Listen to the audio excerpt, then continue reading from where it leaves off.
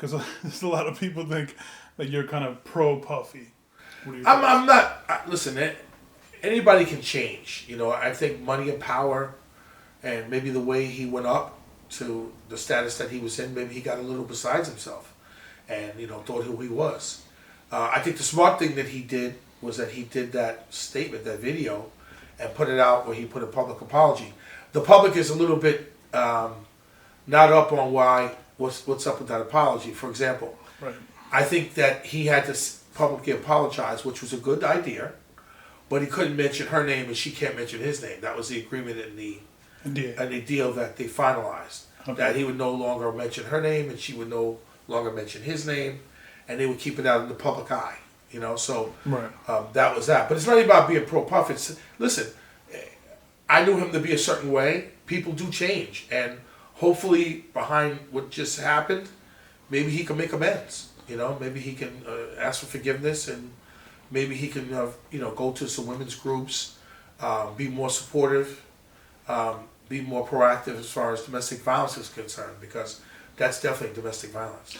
And not only that, I believe you're a man, since your background in law enforcement is innocent until proven guilty. Right. Well, it's always like that with us. It's always right. But when you see a video like that, there's not much you can really Right. say he didn't do X, Y, and Z. But it's just, like I said, the smartest thing that he did was to do the apology. Now the next thing to do is to show people that, I changed. I'm sorry for how I behaved and how that got out, and that's not me. Right, let's talk about that. The video of him beating Cassie came out on a Friday. He did that. He made that apology via Instagram on a Sunday. Now, obviously, I don't think you have to be Einstein to tell, listen, the apology doesn't come off genuine. What do you think?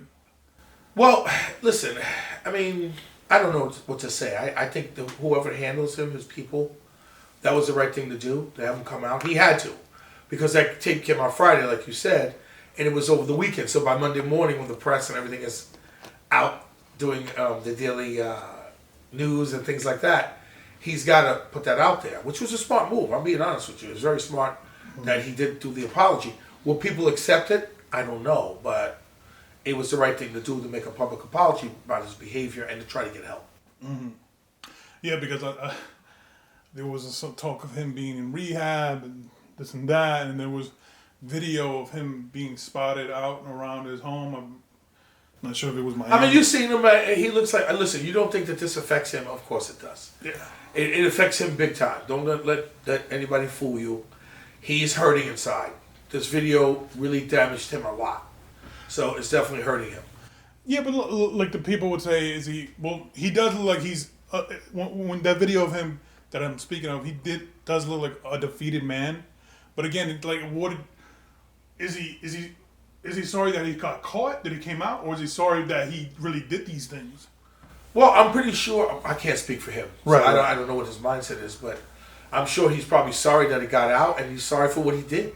Both things, Right. That he, unfortunately, he got out. And like you said, this is something now that really hurt him.